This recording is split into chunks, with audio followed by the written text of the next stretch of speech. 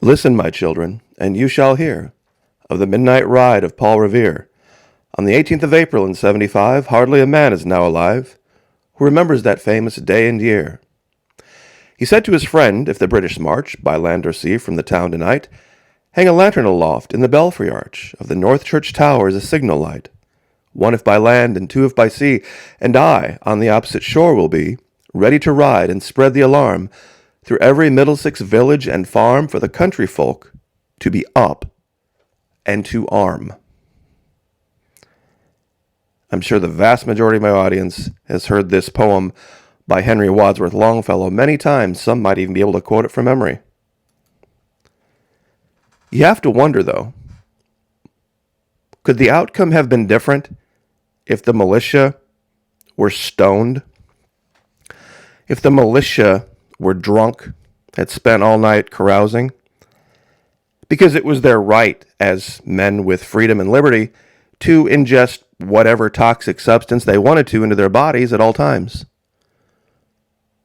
No one should tell them what they can and can't do.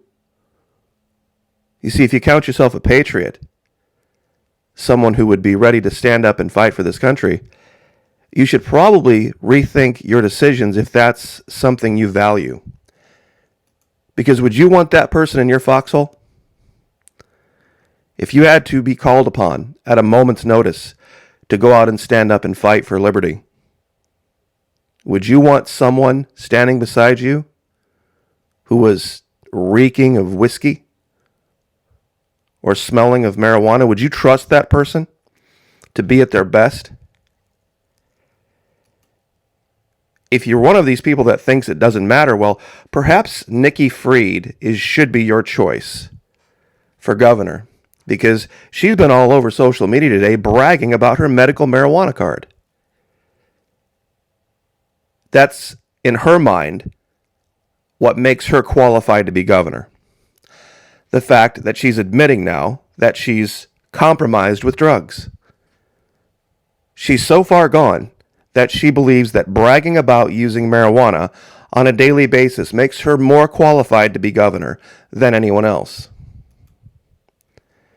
Even though the Bible commands us in 1 Peter 5:8 to be sober and be vigilant, because your adversary the devil, as a roaring lion, walketh about, seeking whom he may devour whenever he may devour him. And that'll be the moment when you're needed. If you're one of these people that believes in this idea that somehow you can control marijuana and it won't become an addiction like it has for everybody else in the world. You're different. You're special. You have it under control. See, here's her video. See, Nikki's full of energy and she's a pretty girl and she's, built nice and she exercises and she says all the right things and she has this marijuana card and, of course, because it's official and it has a government stamp on it, that of course makes it all right, doesn't it? You see, there's a problem, though, with her because it runs her into a problem with federal law. See, she should be thanking her lucky stars that Florida does things a little bit different than the federal government does. Because as far as the federal government's concerned, if you have a medical marijuana card, you're prohibited from having a weapon. As far as the federal government is concerned, not as far as Florida is concerned. It's very different, and I'll give you this link. It's md4cannabis.com. It's an apologist site for people that want to just run away from their drug addiction. First, we have to address the fact that Florida has not passed any laws barring medical marijuana patients from owning guns. The situation in Florida. The current Florida Agricultural Commissioner, Nikki has a medical marijuana card and also has a concealed carry permit. Her office has made it clear that they will not deny gun rights to medical marijuana patients. Here's her official statement. And like I said, I'll let you read about Florida Statute 790.06. The point is this. It's been tried.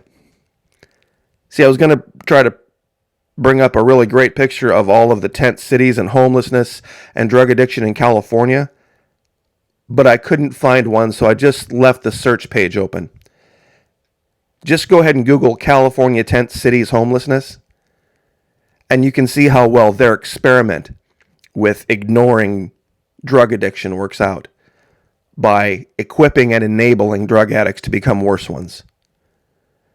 Entire sidewalks are unpassable because of the thousands, tens of thousands of people who are now more than likely never going to see a home again, an actual real home. They're never going to have a real job again. They're going to be living in their tent chairs and their camp chairs on the sidewalk as long as they've got their free drugs. See, it leads to poor judgment.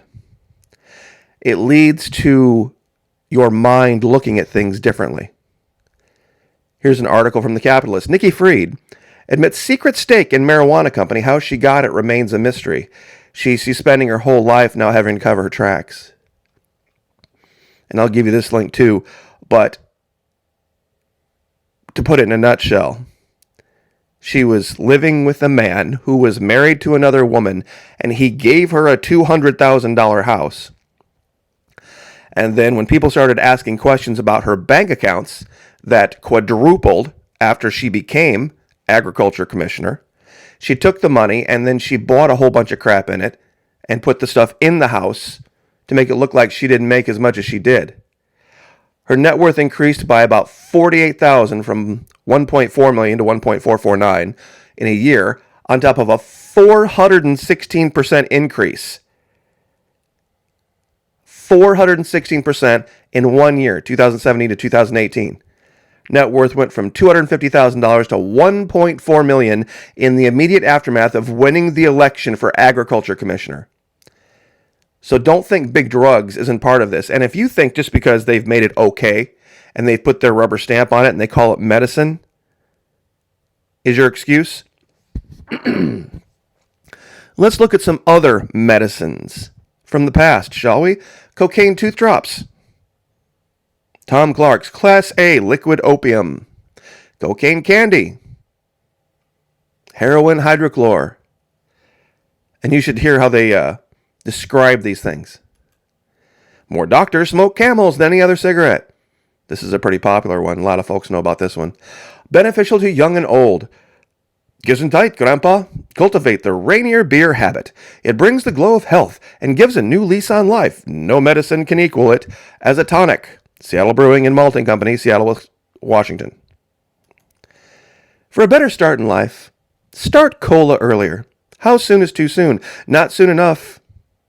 Laboratory tests over the last few years have proven that babies who start drinking cola during the early formative period have a much higher chance of gaining acceptance and fitting in during those awkward preteen and teen years. So do yourself a favor, do your child a favor, start them on a strict regimen of sodas and other sugary carbonated beverages right now for a lifetime of guaranteed happiness. This is not the Babylon Bee.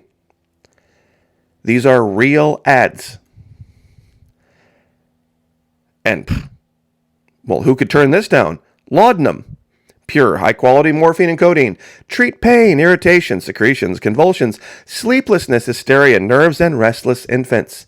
45.5 grains of opium, topped off with 65% alcohol per fluid ounce.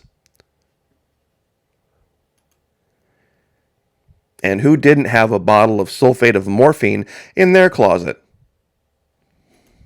A little more modern version of all of this. See, this isn't new. This idea of people out there saying, it's medicine, my weed is medicine, my THC is medicine. Oh, I can do it responsibly, though, not like everybody else, not like literally, virtually every single other person on the planet that's ever made the exact same excuse. Oh, I can control it. Oh, without it, I would be this or I would be that. There's no other hope for me. You know, this person, I'm sure, is a lot of fun. I'm sure she's a blast at parties. I'm sure meeting with her, she seems most of the time sober and intelligent and well-spoken. But that's the trap of drug addiction. It has a curve. Many, many people function at very high levels while in the deepest throes of addiction. And it's only after so many years when their bodies finally give out.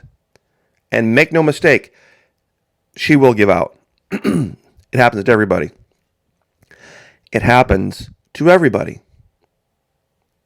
There's no way this person should be given the reins of government after openly admitting that she needs drugs to get through her day. That she needs drugs to get through her day. And I'll go over this one more time. If you're somebody who calls yourself a patriot, if you're somebody who says, I'm ready to defend this country, I'm ready to stand for liberty, I want to stand with Florida. If you're a drug addict, I don't want you in my foxhole. I want you as far away from our movement as possible. No alcoholics, no druggies, and don't sit there and tell me that after you've smoked a few, that your sight pictures with weapons are just as good as they are when you're sober. You see, they're not going to announce it. They're not going to announce it. Just like Paul Revere. It's going to come in the middle of the night. It's going to come when you're least expecting it. Excuse me. Are you going to be ready? Ask yourself that question. If there was a Paul Revere moment where you had to get rousted out of bed at 3 a.m. and it was go time, can you guarantee that you're not at that point going to be under the influence of some controlled substance? If you can't say that, then you're doing your neighbors a disservice. You're doing all of us a disservice. If you call yourself a patriot, if you call yourself someone who's ready to defend this country or defend our new republic in Florida, and you're still using these substances, it's something to think about. The man knew he could ride through the colonies at 2, 3, 4 o'clock in the morning and rouse people out of bed, and they'd be ready to go. They'd be ready to fight. Will you be? God bless. Like, share, subscribe, and we will see you guys next time.